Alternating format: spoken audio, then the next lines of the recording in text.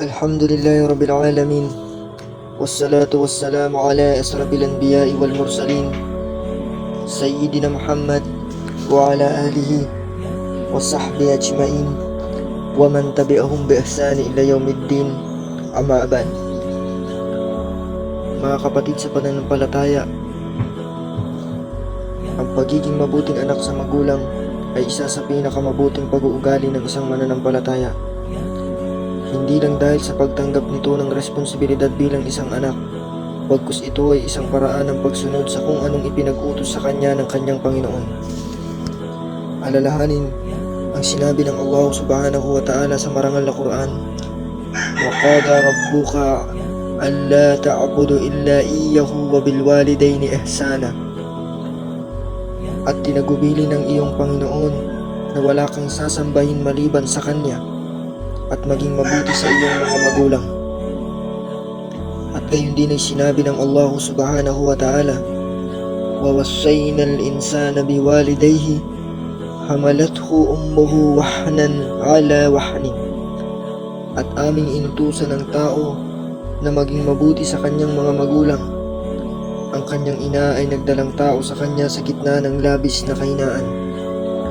Kung uunawain lamang mabuti ng mga kabataan sa panahon natin ngayon ang kahulugan ng sakripisyo ng kanilang mga magulang mula nang sila ay nasa sinapupunan pa lamang hanggang sa kanilang kamusmusan, ay sadyang hindi matatawaran ng kahit na sino man sa atin ang kanilang mga dinanas. Subalit alam niyo ba mga kapatid sa pananampalataya na ang pagiging isang mabuting anak sa ating mga magulang ay mayroong benepisyo na makakamit mula dito? At ito ang kadalasan hindi isinasaalang-alang ng karamihan dahil sa kawalan nila ng kaalaman. Kaya naman sa puntong ito, hayaan ninyong ibahagi ko sa inyo ang ilan sa mga mahalagang benepisyo mula sa pagmamahal, pagkalinga at pagpapahalaga natin sa ating mga magulang. Ayon sa sinabi ng Rasulullah sallallahu alaihi wasallam, Al-walidu awsatu abwabid jannah, fa in syi'ta fa'adi dhalika al-baba aw ihfadu. Ang magulang ika ay isa sa gitnang pintuan ng paraiso.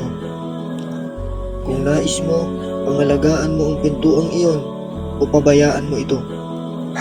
Sa makatuwid mga kapatid sa pananampalataya, habang nabubuhay pa ang ating mga magulang, dapat natin pagsilbihan sila ng may buong pagmamahal at pagpapakumbaba, dahil ito ay isang anyo ng pagsamba sa Allah subhanahu wa ta'ala at gayon din ay pagpapalapit sa Kanya.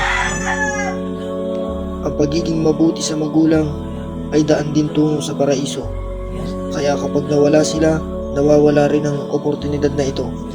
Gaya ng isang kwento tungkol kay Iyas bin Muawiyah, sa kanyang sinabi, Inna ahada abwabul jannah qad ukhlika anni bimauti ummi. Isa sa mga pintuan ng paraiso ay naisara para sa akin dahil sa pagpanaw ng aking ina. Kaya pakatandaan na ang pagiging mabuting anak ay hindi lamang responsibilidad ng bawat isa sa atin, kundi isang pribilehiyo at paraan upang makamit ang paraiso. Isipin natin, habang buhay pa at kasama pa natin ang ating mga magulang ay binibigyan pa tayo ng Allah subhanahu wa ta'ala ng pagkakataon na makamit ang paraiso sa pamamagitan ng pag-aaruga sa kanila sa panahon ng kanilang katandaan. Habang sila ay buhay pa, ipakita natin ng pagmamahal, respeto at pagsilbi sa kanila. Kung sila ay pumanaw na, ipagpatuloy ang kabutihan sa pamamagitan ng panalangin para sa kanila. Bilang panghuli, nais ko rin paalalahanan ang mga kabataan tungkol sa kanilang pagiging suwail at malatampalasang pag-uugali na ipinapakita at pagturing sa kanilang mga magulang. Sa pagkakataong ito, nais ko kayong hikayating maging mabuti sa inyong mga magulang, sapagkat katotohanan, kahit ano pang narating mo sa buhay, mataas man ang iyong pinag-aralan sa kahit saan mang universidad, kung lapastangan ka sa magulang, tunay na hindi ka papalarin sa iyong kinabukasan. Sinabi ni Propeta Muhammad sallallahu alaihi wasallam, Ridallahi fi rida al-walidi wa sakhatullahi fi sakhatil walidi. Ang kasiyahan ni Allah ay nasa kasiyahan ng magulang, at ang galit ni Allah ay nasa galit ng magulang. Kaya naman ang pagpapasaya sa mga magulang ay nagdadala ng kasiyahan ng Allah subhanahu wa ta'ala. habang ang pagsuway o pagpapakasakit sa kanila ay nagdadala ng kanyang galit at maaari itong humantong sa kawalan ng biyaya na siyang ninanais mo sa iyong kinabukasan at dahilan din ito upang hindi mo masilayan ang isa sa mga pintuan ng paraiso.